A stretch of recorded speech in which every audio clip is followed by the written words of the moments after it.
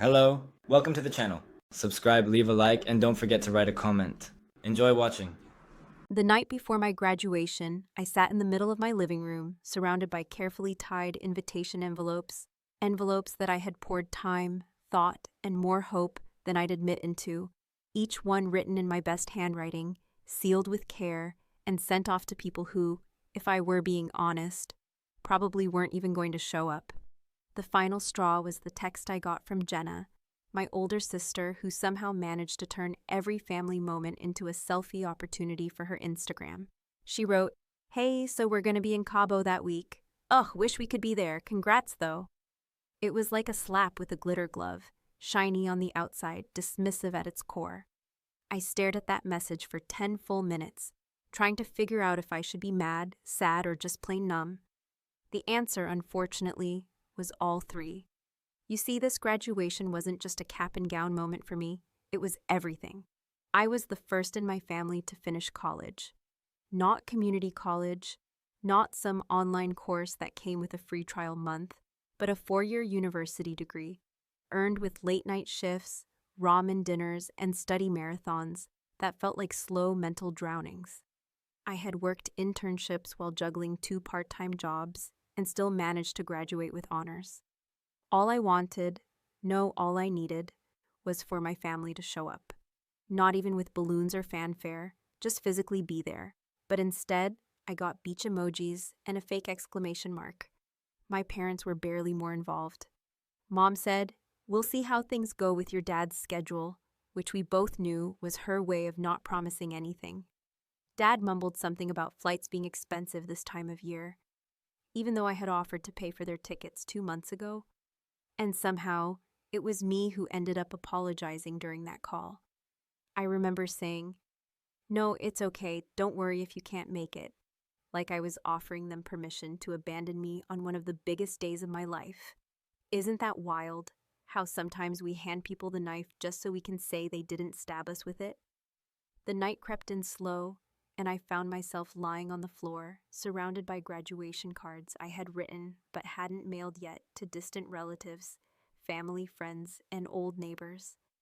Some of them would have come, maybe out of guilt or politeness, but I didn't have the energy to perform gratitude for people I barely knew. I thought of Jenna sipping fruity drinks in Cabo, laughing at my pictures on social media if I dared to post any.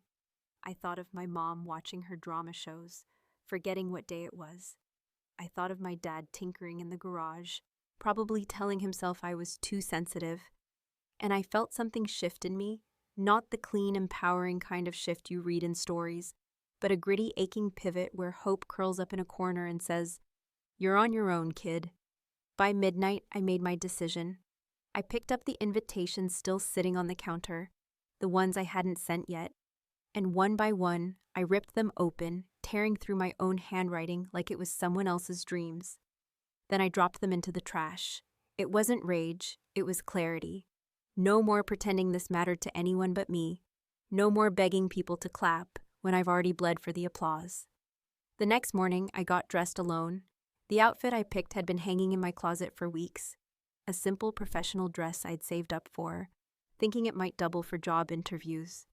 My cap and gown were pressed and ready, but I still hesitated putting them on. There's something about dressing up when no one's watching that makes the whole act feel theatrical, like rehearsing for a play no one bought tickets to. Outside, the street was quiet, and I remember thinking, not for the first time, that silence has a way of making rejection louder. I walked past the houses on my block, some with graduation banners for kids I used to babysit, and I smiled at a neighbor who waved from their porch. They didn't know where I was headed or why it mattered, but their wave felt more sincere than my sister's text. When I reached the campus, the buzz of other families greeted me like a party I wasn't invited to. There were clusters of proud parents with bouquets, siblings holding phones up for photos, grandparents crying under sun hats. Everyone had someone, and I didn't. I walked past them with my back straight, reminding myself that I had walked farther distances alone before. Through financial aid offices, into interviews that scared me, out of relationships that drained me, I knew how to walk alone. I checked in, found my seat, and stared at the reserved rows in the front. Those were for family, for guests, for people who showed up. Mine were empty. 3 folding chairs with crisp Morgan tags and not a soul to fill them. I sat there for what felt like a decade, watching other grads laugh and hug their families, wondering if maybe I had done something wrong. Maybe I'd made it too hard to care about me. As the ceremony began, I felt my jaw tighten. I wasn't going to cry. Not today. Not over them. I was going to walk that stage. I was going to hear my name. And even if no one clapped loud enough to echo, I'd carry that silence like a trophy. Because silence, when you own it, can sound like power. Just as I stood, fixing my cap one last time, something shifted in the crowd. A figure stood up from the back, holding something that caught the sunlight. It was a sign, a big, bold sign.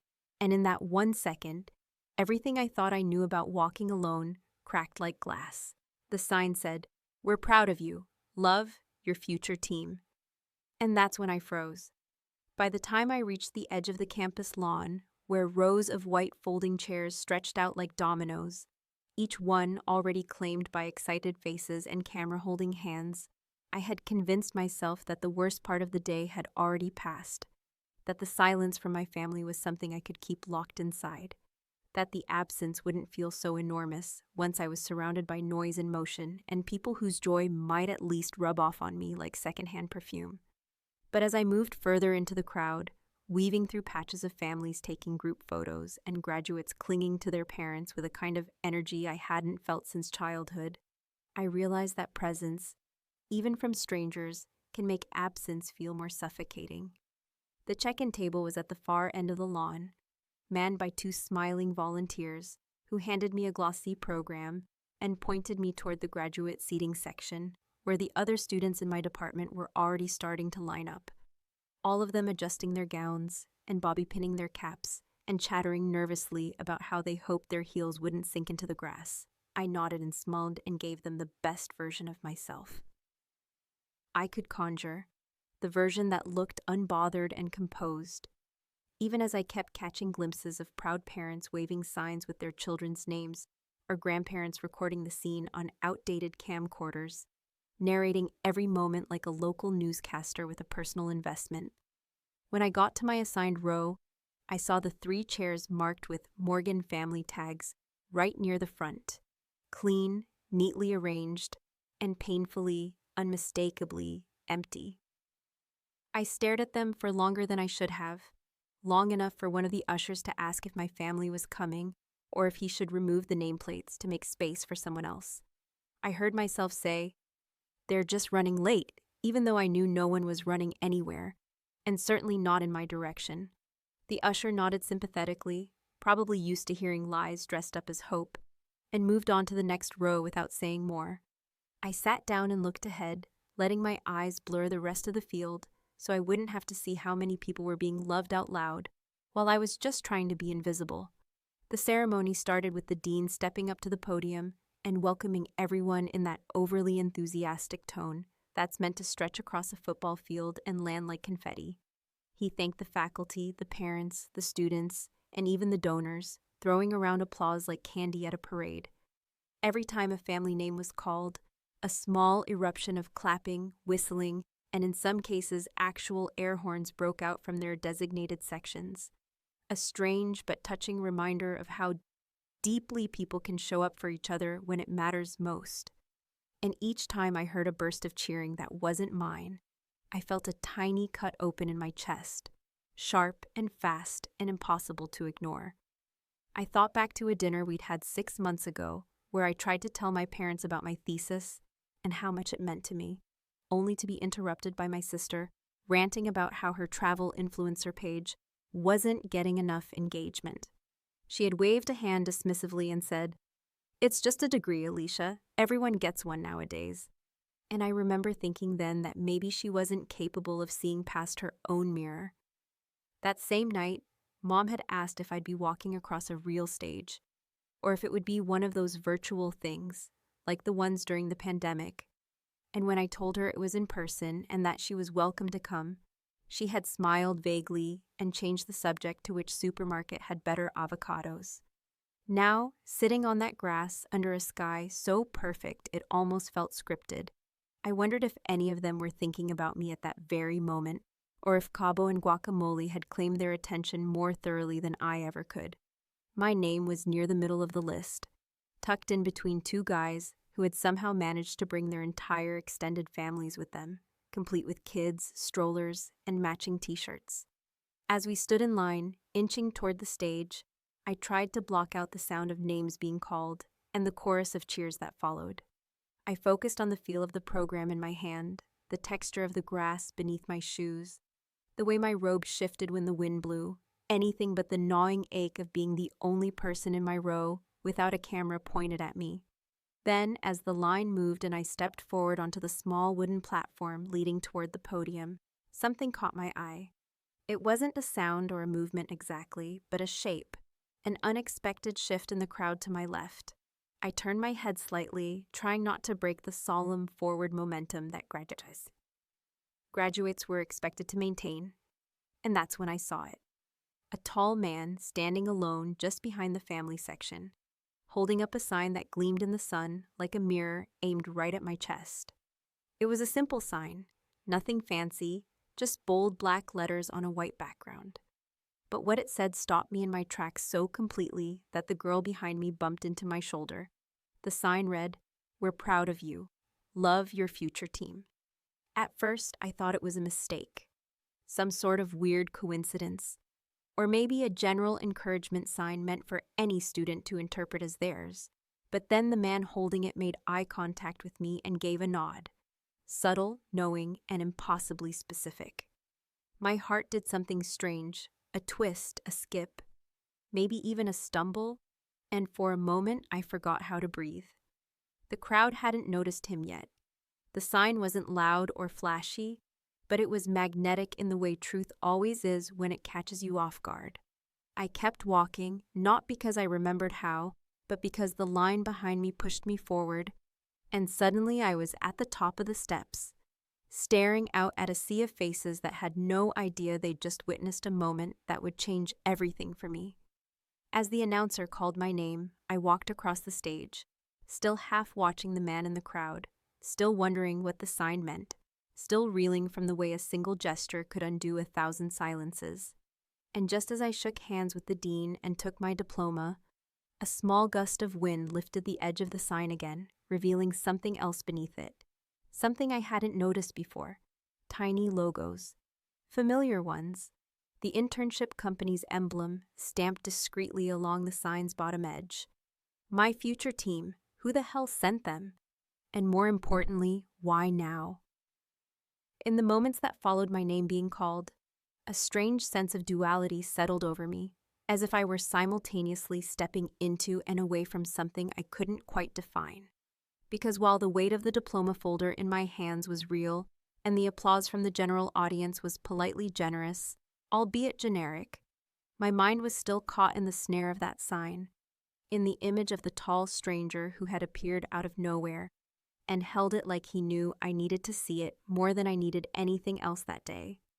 My feet carried me off the stage, back toward the graduate seating area, but I barely registered the path.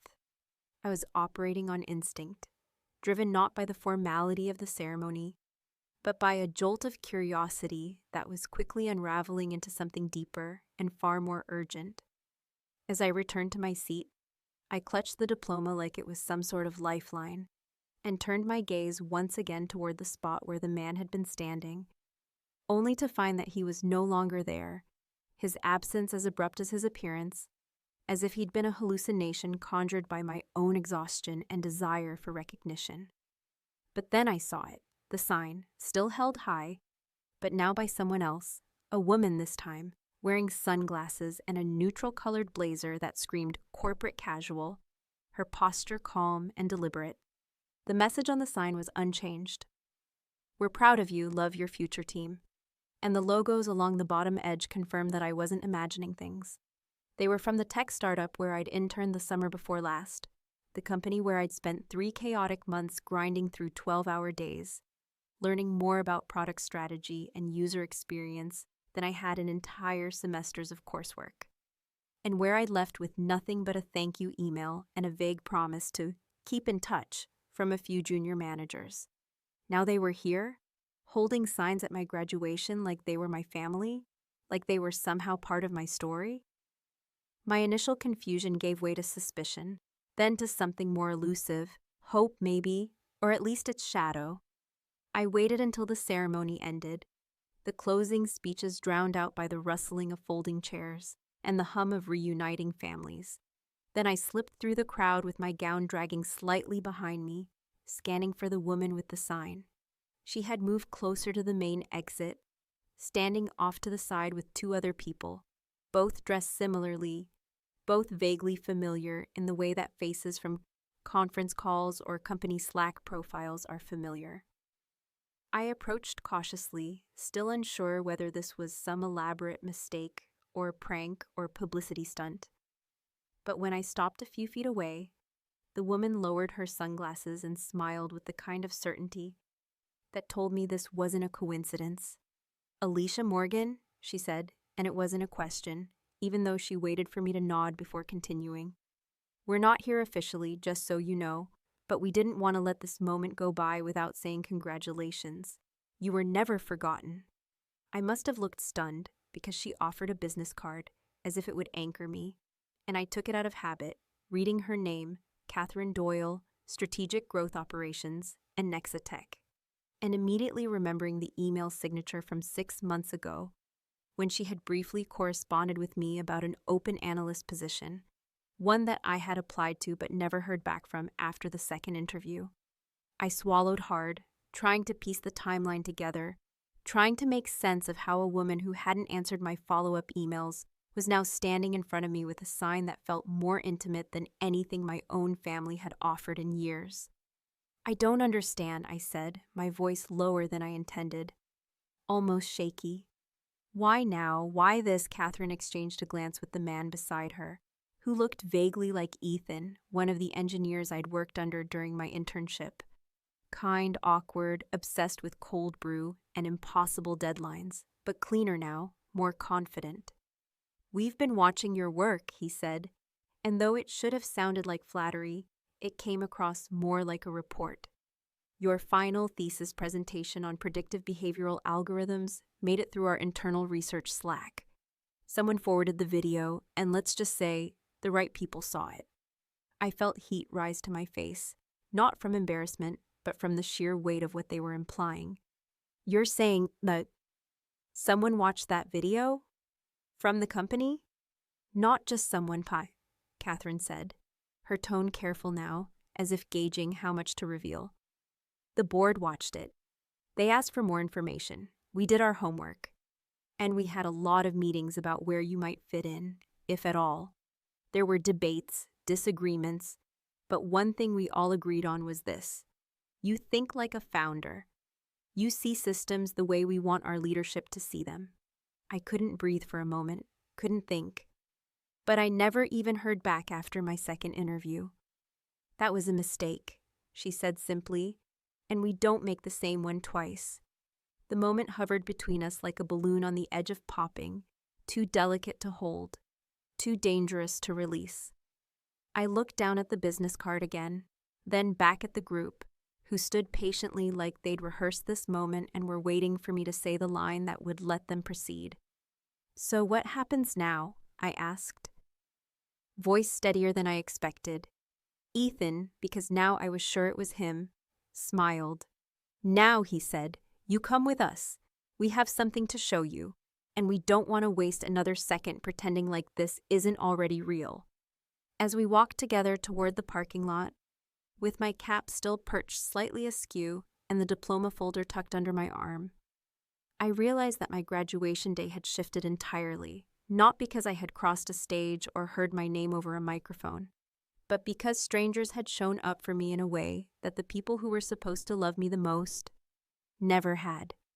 And as surreal as it felt, as wildly improbable as it seemed, the idea that my future might not be tied to my past, that perhaps, finally, I was about to step into a room where I wasn't just tolerated or forgotten, but truly seen, was more exhilarating than any celebration I could have imagined. Still, a question gnawed at me as we reached the car, and I buckled my seatbelt in silence, Catherine turning the ignition with a knowing smile. Why now? Why me, and what exactly had they seen that I hadn't even seen in myself yet? The ride across town that afternoon was quiet in the way that silence becomes dense with meaning. The kind of silence that doesn't feel like absence, but rather like a carefully constructed prelude to something monumental. And as I sat in the back seat of Catherine's sleek black sedan, watching the world pass by through tinted windows that blurred the summer glare into warm streaks of light, I found myself drifting between disbelief and cautious anticipation. My fingers tracing the embossed edge of the diploma, still resting on my lap, as if grounding myself in something tangible could somehow make the intangible feel more real. Neither Catherine nor Ethan said much during the drive, and though I appreciated their restraint, likely a strategic choice to allow me time to process everything, I couldn't stop the questions stacking themselves one by one in the back of my mind like bricks forming a wall I couldn't yet see over. It felt surreal, almost cinematic, the way one moment I had been walking off a graduation stage to applause I barely heard, and the next I was being chauffeured through the city by representatives of the very company I had long since convinced myself had forgotten I even existed. I remembered every detail of my time at Anexatech with painful clarity, not because it had been traumatic, but because it had mattered so deeply to me in ways that, at the time, felt embarrassingly personal. I had treated that internship like a test I wasn't allowed to fail, showing up early every morning with coffee-stained notebooks full of obsessive bullet points, volunteering for tasks no one wanted, and staying late after hours to redo entire reports because the first drafts didn't feel good enough. I had watched seasoned engineers get credit for ideas. I had floated in meetings, had smiled politely through it all, telling myself that maybe one day someone would notice, and when that one day never came, I had swallowed the disappointment and added the experience to my resume, like a badge earned through invisible labor.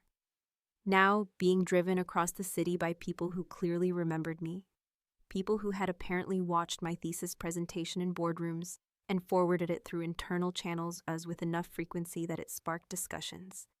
I couldn't help but feel the weight of vindication pressing against the ache of the years I'd spent wondering if all of that effort had been nothing more than a performance in an empty theater. The car finally pulled into an unmarked garage beneath what looked like a refurbished warehouse in the East Quarter, the kind of building startups love to occupy. Minimalist, industrial, buzzword slick. And as the garage door clanged shut behind us, Catherine turned to me with that same calm certainty she had displayed on the lawn. "Before we go upstairs, I need you to understand something," she said, her voice firm but not unkind. "This isn't a formal meeting. You're not being interviewed. We're not asking for a pitch. We've already seen everything we needed to see. What's happening today is something we rarely do. And if it feels unconventional, that's because it is." I nodded slowly, trying to read between her words, but realizing there wasn't much left to interpret. They had already decided something about me, and now I was being invited to see what that meant. Not to argue for my worth, but to witness their conclusion. The elevator ride to the third floor was brief, yet the moment the doors opened, I understood immediately that this wasn't just another office tour. The space was bright and expansive, outfitted more like a collaborative lab than a traditional workspace. Walls lined with whiteboards scribbled in dense, colorful ink, scattered prototypes on modular desks, open concept seating pods, and a central conference table where half a dozen people sat waiting, each one dressed like they were expecting a VIP rather than a nervous recent graduate still wearing her graduation cap clip in her hair. As I entered, they all stood, not in a stiff corporate gesture, but in a genuinely respectful acknowledgement that made the air shift in the room. And then someone, I later learned he was one of the co-founders, stepped forward and extended his hand with a smile that was both casual and weighty. "Alicia," he said, "you've made quite the impression. We've been watching your progression for over a year now, and your thesis was the confirmation we needed.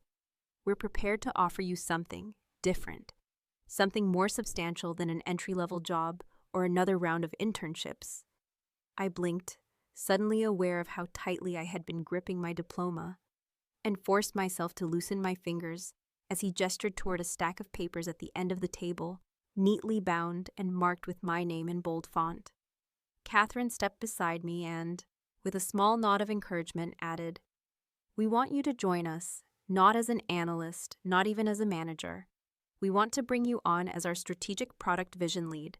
The role includes equity, leadership over a new AI initiative, and access to the innovation branch of our board." I stared at her, at them, at the stack of documents that seemed to shimmer with possibility, and then I said the only thing that came to mind, a laugh slipping out as I spoke. "I thought I was ghosted." "You were," Catherine said without hesitation. "That was our mistake. One of many we're trying to correct. But this offer, this isn't just about making it right. This is about what happens next." What happened next, of course, was that I sat down at that table, heart pounding and brain still racing to keep up, and listened as they laid out a plan that felt like it had been waiting for me to catch up to it all along. Product initiatives I had unknowingly helped shape with my prior research, structural ideas that borrowed heavily from the design recommendations in my thesis, and, most astonishingly, a roadmap that placed me at the center of a new division they believed could redefine the company's next 5 years. By the time I left that room, well after sunset, with a signed conditional offer and a head full of conflicting emotions, I understood that my life had shifted on an axis I hadn't even seen coming. And as Catherine drove me home, her hand steady on the wheel, I finally asked the question I had been holding in the back of my mind since that moment on the lawn. "Why didn't you just call? Why go to my graduation?" She smiled just slightly. "Because we wanted you to remember the moment. We wanted to be the ones holding the sign. Not them, us." The next morning, as I scrolled through my phone and saw a message from Jenna, just one word, "Congrats," with a picture of her holding a cocktail by the beach, I smiled, but not because it made me angry or even hurt anymore. I smiled because I knew what she didn't, that sometimes the people you expect to show up won't, and sometimes the ones you never thought to count on are the ones who'll carry your name further than you ever dreamed. And maybe, just maybe, that's where the real revenge begins. The morning after everything changed, after the meeting that redefined what I thought was possible, and after the silence of the drive home had given way to a kind of internal symphony of triumph, disbelief, and nervous energy that refused to let me sleep, I stood in front of my bathroom mirror, barefoot, wrapped in a robe, with my phone buzzing quietly on the edge of the sink, and I realized that the weight I'd been carrying for years had shifted, not disappeared entirely, but repositioned itself from a burden into something closer to armor. My inbox was already filling with messages from HR and legal, outlining next steps, formalizing contracts, and requesting a start date. They wanted me to visit the board again that Friday, but none of that was the first thing I saw when I opened my phone. The first thing I saw was the text from Jenna, time-stamped sometime just after midnight, as if the news had finally trickled down to her through social media. Or maybe one of our cousins had sent her the now viral graduation clip that had been shared on the Anexa Tech LinkedIn page late last night. It was a photo of her in Cabo, bronzed from the sun and holding a cocktail with a lime wedge that looked surgically perfect, her hair wet like she'd just come back from a dip in some infinity pool, and underneath the image, just one word that didn't even try to hide its confusion: "Congrats?" That question mark said more than any sentence she could have strung together, more than any half-hearted apology or excuse she might have offered, because in that tiny mark was the full spectrum of disbelief, curiosity, and a creeping awareness that maybe, just maybe, she had missed something important, something big. I didn't reply, not right away, because I didn't need to anymore. The younger version of me, the one who would have responded instantly with a carefully worded explanation or a humble clarification or even a sarcastic jab, was gone, replaced now by someone who had been seen, chosen, elevated, not by accident or pity, but by merit, by persistence, and by the undeniable weight of results that could no longer be ignored.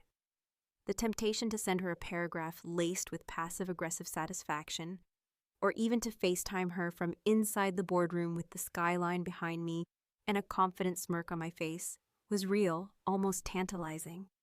But then I remembered what Catherine had said, that they wanted me to remember who held the sign, that sometimes the most powerful move is not to shout your victory, but to let it echo. So instead of replying to Jenna, I made a different choice. Later that afternoon, after I'd met with the executive coordinator to begin onboarding formalities and sign the documents that would officially mark me as the youngest person in company history to lead a strategic division, I took a quiet moment in my new office, a space not yet furnished, still echoing slightly with the scent of fresh paint and promise, and I took out the one thing I'd asked to keep from the graduation day spectacle, the sign. It was folded neatly, untouched since I had received it. But I smoothed it out across the surface of my desk, staring at the bold black letters and the way they still held a kind of sacred energy. We're proud of you. Love, your future team. I didn't cry, though I felt close. Instead, I snapped a single photo, framed intentionally with the corner of my desk in view, and the city skyline through the office window just barely visible in the reflection on the glossy white surface. That photo was what I sent to the family group chat, the one that had been relatively silent since my graduation. No caption, no emojis, just the image, clean, quiet, devastating in its implication. Within minutes, my phone began lighting up with the kinds of messages that used to feel unreachable. My mother asking where I was and what this meant. My father offering a cautious congratulations with a tone I could read even through text. Equal parts pride and guilt. And finally, Jenna again, this time without a photo, just a string of 3 messages. Wait, are you serious?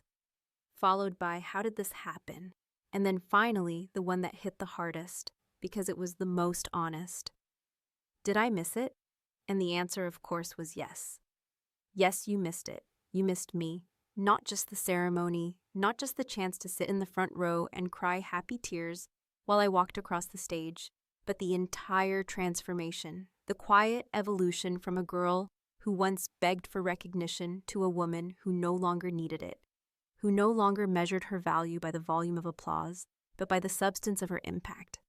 You missed the nights I worked until 2 a.m., reformatting pitch decks, the mornings I cried in the shower before interviews that made my stomach turn, the internships where I was overlooked until I wasn't, the way I chipped away at obscurity with nothing but stubbornness and Excel spreadsheets and caffeine-fueled focus. You missed the process, and now, standing here on the other side of it, I realize that your absence didn't leave a hole. It cleared space for something better to take root. When the weekend arrived, I flew to San Francisco for the board reception. They gave me a nameplate and a spot on the panel and a round of introductions that I tried not to fumble through, but what stuck with me most wasn't the ceremony or the applause or even the champagne toast. It was the moment I passed by a hallway lined with portraits of company milestones and saw that someone had already framed a still from the graduation day photo, placing it beside a quote that read, "Real leaders don't wait to be invited. They claim their seat at the table." It was surreal, and it was mine. The weeks that followed were a blur of meetings, decisions, onboarding processes, and calendar invites from people I'd once idolized from afar. And though I moved through it all with the kind of grace I hoped looked natural, every so often I'd catch myself thinking back to that moment on the lawn, to the chairs with the Morgan family name tags still taped in place while the seats sat empty, and I'd feel the ghost of that loneliness curl around my ankles like a reminder of just how far I'd come. I didn't stop being me. I still answered emails too fast and organized my desktop by color and kept a picture of my dog as my phone wallpaper. But I also started saying no without guilt, stopped apologizing for being direct, and began to understand that success isn't about who claps for you at the finish line. It's about who builds with you when there's nothing but dirt and vision.